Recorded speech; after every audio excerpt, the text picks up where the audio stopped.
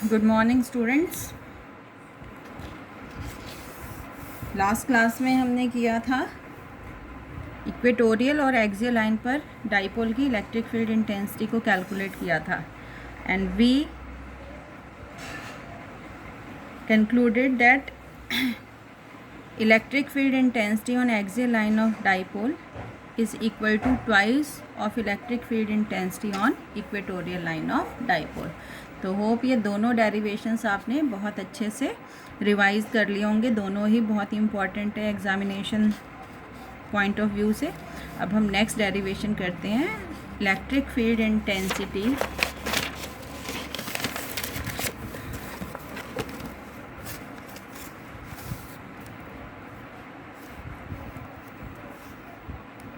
electric field intensity at a point on the axis of uniformly charged ring। एक ring लेनी है। Consider a ring having centre at O and radius A। This is the axis of the ring और ring की axis पर कहीं कोई point हमने P ले लिया which is at a distance से X from the centre of the ring. ये जो पॉइंट है ये सेंटर से कितनी दूरी पर है X। और ये रिंग जो है it is uniformly charge. Suppose इसके ऊपर हमने टोटल चार्ज कितना यूनिफॉर्मली डिस्ट्रीब्यूट किया हुआ है Q। तो P पर इलेक्ट्रिक फील्ड इंटेंसिटी कैलकुलेट करने के लिए इस रिंग की वजह से ऑब्वियस सी बात है रिंग चार्ज है और किसी भी चार्ज चीज़ के चारों ओर की जगह जो क्या होती है इलेक्ट्रिक फील्ड इंटेंसिटी।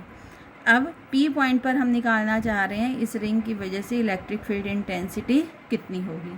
तो to do so we imagine कि रिंग जो है वो छोटे छोटे एलिमेंट से मिलके बनी है, छोटे छोटे टुकड़ों से मिलके बनी हुई है। ठीक है, ये छोटे छोटे टुकड़े हैं।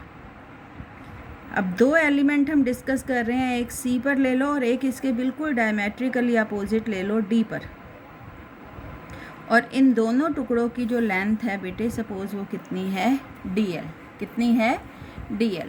तो सबसे पहले तो हमें देखना पड़ेगा कि DL लेंथ के एलिमेंट पर चार्ज कितना होगा। पूरी रिंग पर चार्ज कितना है Q, तो DL पर कितना होगा। ऐसा करने के लिए व्हाट वी डू जैसे हम एक यूनिटरी मेथड करते थे जब छोटे थे तो कि पूरी रिंग की लेंथ कितनी है आपकी 2πa। 2πa पर कितना चार्ज है Q, तो एक यूनिट लेंथ पर कितना चार्ज होगा Q/2πa। तो ये जो एलिमेंट है जिसकी लेंथ DL है, DL लेंथ पर बेटे कितना चार्ज होगा Q/2πa इंटू DL। इतना लेंथ इतना चार्ज होगा DL लेंथ के एलिमेंट पे। और हम इसको हम किससे डिनोट कर रहे हैं DQ से। किससे डिनोट कर रहे हैं DQ से। तो ये जो छोटा एलिमेंट है इस पर चार्ज कितना है DQ। ये जो छोटा एलिमेंट है इस पर चार्ज कितना है DQ। दोनों की लेंथ कितनी है इन एलिमेंट्स की DL। और DQ किसके इक्वल हमने लिया है Q/2πa इंटू DL। ठीक है, अब P पर कैलकुलेट करने के लिए व्हाट वी डू कि पहले हम इस एलिमेंट की वजह से करेंगे, फिर अगले की वजह से, फिर नेक्स्ट और इन फिर सब एलिमेंट्स की वजह से जो इलेक्ट्रिक फील्ड्स आ रही हैं उन सबको क्या कर लेंगे कि ऐड कर लेंगे। तो क्या आ जाएगी टोटल इलेक्ट्रिक फील्ड इंटेंसिटी। तो लेट्स सी कि ये C पर जो एलिमेंट है वो अपने पॉइंट P से कितनी दूर है। कर सकते हैं हम। ये X है, ये A है, पाइथागोरस लगाओ, it will be A² + X² under the root. और सपोज ये लेंथ अभी हमने कितनी ली है R। सिमिलरली DL लेंथ का एलिमेंट जो D पर है वो भी इस पॉइंट से कितनी दूर है, इतनी ही दूरी पर रहेगा A² + X² and let this angle भी कितना है, दोनों एंगल्स कितने रहेंगे थीटा। तो पहले हम P पर कैलकुलेट कर लेते हैं electric field intensity due to this element जो C पर है। तो माना लेट DE स्मॉल है ना, पूरे की वजह से इलेक्ट्रिक फील्ड होती तो हम ई लिख लेते, अब स्मॉल एलिमेंट की वजह से तो हम क्या लिख रहे हैं, डी ई। तो let D E be the electric field intensity at P due to charge element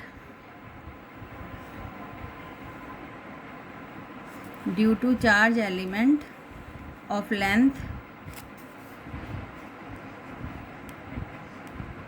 dl at c। तो याद है बेटे कि ड्यू टू पॉइंट चार्ज क्या होती है, electric field intensity q upon 4πε0 upon r², यही होती है ना।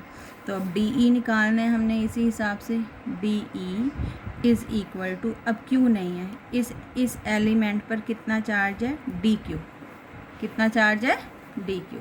तो ये आ जाएगा डी क्यू अपॉन 4πε0, और पॉइंट और एलिमेंट के बीच की दूरी कितनी है, आर, तो r², और r किसके इक्वल है आपका, a² + x² under the root. जब हम इसका स्क्वायर करेंगे क्या आएगा हमारे पास, D Q upon 4πε0 r² + a²। और डायरेक्शन क्या लेंगे, p पर क्या रख के देखते हैं हमेशा, यूनिट पॉजिटिव टेस्ट चार्ज, और ये डी क्यू भी क्या है, पॉजिटिव है, तो ये भी पॉजिटिव है, ये भी पॉजिटिव है। यहाँ पे जो हम चार्ज इमेजिन कर रहे हैं तो वो क्या करेगा, रिपेल करेगा। This is the direction of D ई। ये लाइन जो है ये गलती से लग गई है, रफ वर्क के लिए लगा रही थी, तो इसको थोड़ा एलिमिनेट करके देखना। अब अगर हम यहाँ पी पॉइंट पे कोऑर्डिनेट सिस्टम कंप्लीट कर दें, ये और ये पी एक्स पी वाई और ये वाई डैश। बेटे अगर ये एंगल थीटा है तो ये एंगल भी कितना है, थीटा, क्या रहेगा, थीटा। अब डी ई के दो कंपोनेंट में जब रिजॉल्व करेंगे क्या आएगा, एक तो इस तरफ आएगा, उस दिन सिखाया था कैसे करते हैं, डी ई कॉस थीटा, और एक नीचे की तरफ आएगा डी ई साइन थीटा। तो यहाँ डी ई को हमने दो कंपोनेंट्स में रिजॉल्व किया है, एक आया है D E cos theta along P X, ये वाला, और एक आया है D E sine theta along P Y dash. इसका पॉइंट का नाम रख लेते हैं हम, पी बी रख लेते हैं। तो डी ई जो है वो किसके अलॉन्ग आई है, पी बी के, यहाँ लिख दें along P B. D E की दिशा किसके अलॉन्ग है, अलॉन्ग पी बी। फिर डी ई को रिजॉल्व कर लिया दो कंपोनेंट में। क्लियर है। अब इस एलिमेंट का काम तो हो गया सारा। अब सेम काम इसके जो बिल्कुल डायमेट्रिकली अपोजिट एलिमेंट है उसके लिए हम करेंगे। तो माना इस एलिमेंट की वजह से यहाँ पर electric field intensity D E dash ले लो, पहले डी ई ली थी, तो let D E dash be the electric field intensity at P due to element at D. तो इसी हिसाब से बताओ मुझे डी ई डैश कितना होगा बेटे, D E dash will be equal to, इस एलिमेंट पर भी कितना चार्ज है, डी क्यू, तो it is D Q upon 4πε0।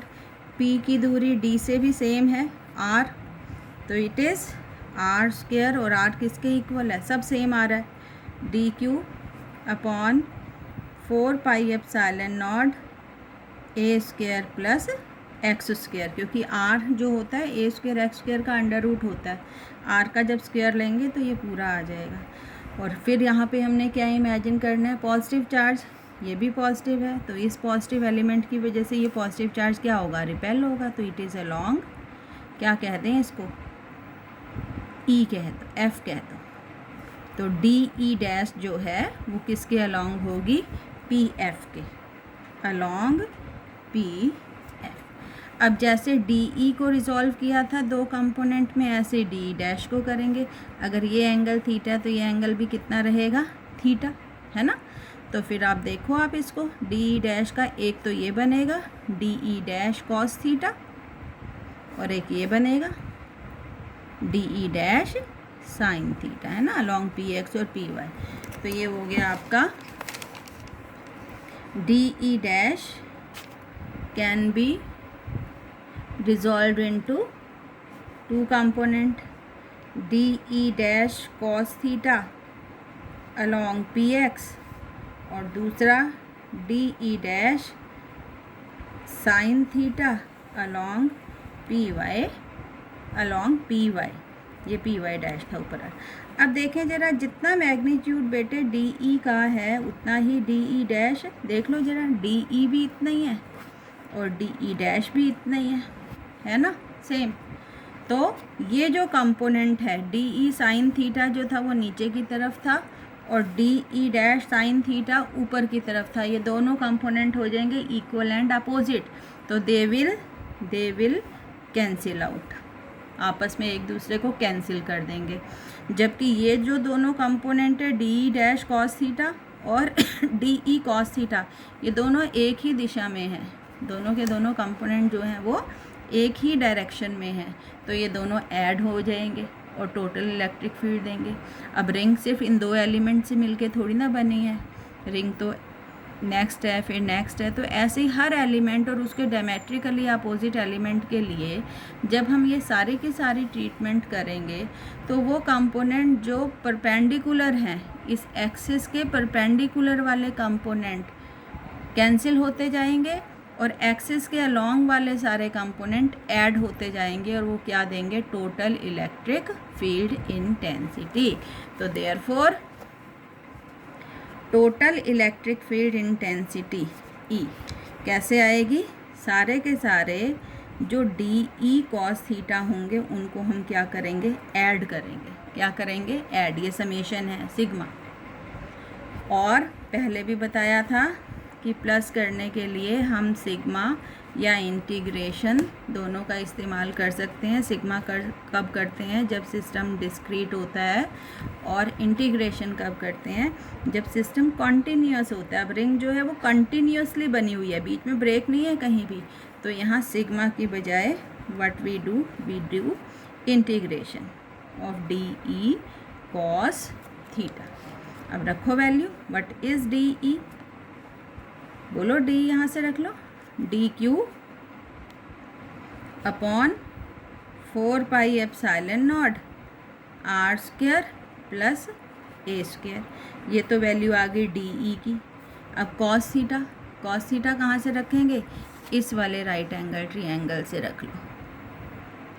क्या होता है कॉस, आधार बटा कर्ण, इस वाले से भी यही आएगा, नीचे वाले राइट एंगल ट्रायंगल। तो आधार है एक्स और कर्ण है रूट ए स्क्वायर प्लस एक्स स्क्वायर, तो एक्स अपॉन रूट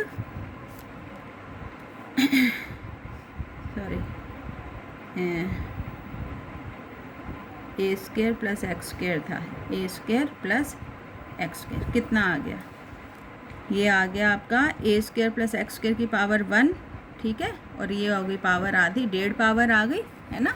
तो फाइनली क्या आ गया हमारे पास, E is equal to D Q की जगह भी वैल्यू रखनी पड़ेगी।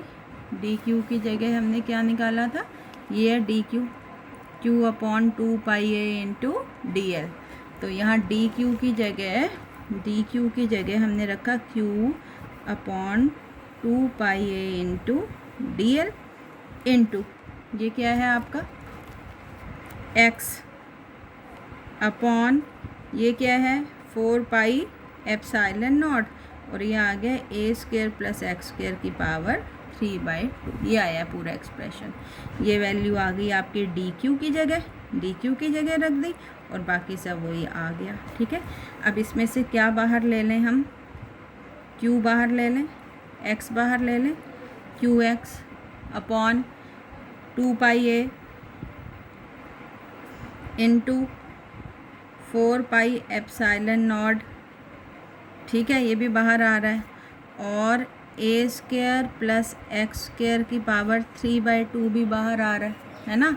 सिर्फ हम किसको इंटीग्रेट करेंगे, डी एल, याद है आपको इंटीग्रेशन, डी एल को इंटीग्रेट करेंगे तो एल आएगा, डी एक्स को इंटीग्रेट करेंगे तो एक्स आएगा। अब डी एल को इंटीग्रेट करेंगे तो एल आएगा, एल फॉर लेंथ, किसकी length, length of this ring, ये जो हमने रिंग ली है इस रिंग की लेंथ कितनी है, जितना इसका सरकमफ्रेंस है, ठीक है। तो यहाँ L जब आएगा, DL को इंटीग्रेट करेंगे तो यहाँ पे L आएगा और L की जगह आ जाएगा 2πa। क्या आ जाएगा, 2πa। तो जहाँ ये 2πa आएगा, ये 2πa इस 2πa से कैंसिल हो जाएगा। तो नेक्स्ट पेज पर अब हम कर रहे हैं, क्या आया था हमारे पास, E is equal to QX upon 2πa into 4πε0 into a² plus x² की पावर 3/2 और इंटीग्रल था dl, और integral of dl is L for length of, क्या लिए हमने, रिंग ली है, तो रिंग की लेंथ, और रिंग की लेंथ कितनी है, जितना रिंग का सरकमफ्रेंस है, जितनी परिधि है। अब अगर रिंग का रेडियस a है तो रिंग की परिधि, रिंग का सरकमफ्रेंस, रिंग की लेंथ कितनी हो जाएगी, 2πa। तो यहाँ इसकी जगह वी कैन राइट 2πa। तो ये हो जाएगा E is equal to QX upon 2πa into 4πε0 a² plus x² की पावर 3/2 इंटू 2πa।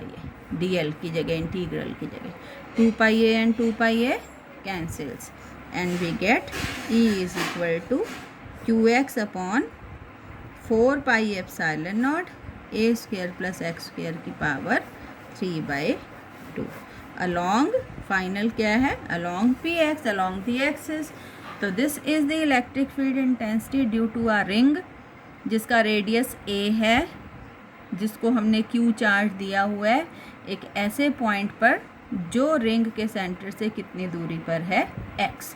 तो आपको रिंग दी हुई हो, रिंग का रेडियस दे रखा हो और चार्ज दिया हो और पॉइंट की दूरी दे रखी है, तो हम इस तरीके से इलेक्ट्रिक फील्ड इंटेंसिटी कैलकुलेट कर सकते हैं। अब एक स्पेशल केस देखो ज़रा।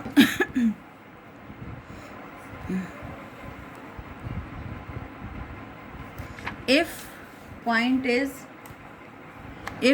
is at the center, ठीक है, if point is at the center मतलब सेंटर पर, रिंग के सेंटर पर इलेक्ट्रिक फील्ड इंटेंसिटी कितनी होगी।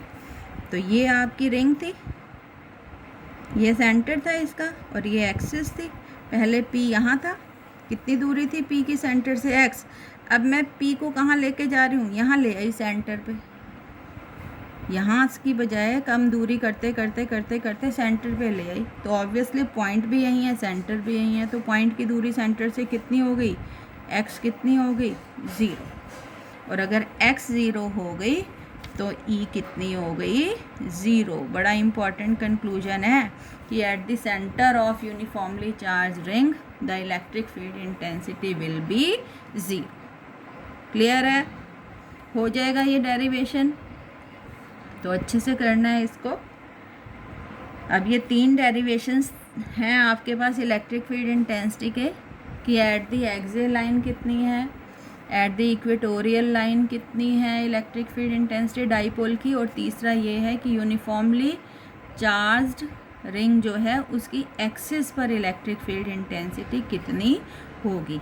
तो इलेक्ट्रिक फील्ड जो ये सेकंड चैप्टर हम कर रहे थे बेटे, इसमें सिर्फ 2 डेरिवेशंस बचे हैं हमारे पास, उसको हम कल ख़त्म कर लेंगे।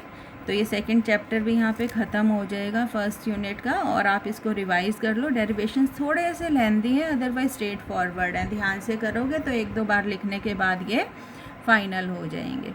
तो वही संडे को हम अपना टेस्ट रखेंगे। टेस्ट का टाइम आप मुझे बताना, सजेस्ट करके आपस में डिस्कशन करके कि क्या टाइम रखें कि आप सब लोग उस टेस्ट को दे सकें, ठीक है। तो इसके जो नोट्स हैं PDF के मैं इसमें साथ में भेज दूँगी। एक बार हम नोट्स में से भी डिस्कस कर लेते हैं जो हमने काम किया है अभी।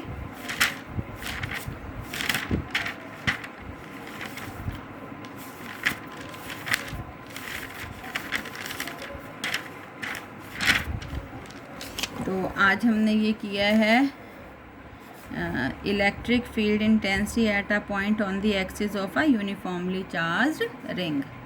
तो ये आपकी रिंग है, x दूरी पर पॉइंट लिया है और ये डायग्राम है जैसे हमने यहाँ डिस्कस किया है, सेम वैसे ही है। ठीक है, बाकी नोट्स इसलिए आपको भेज देती हूँ साथ साथ कि आपके पास रिटर्न जो है मटेरियल तैयार होता रहे।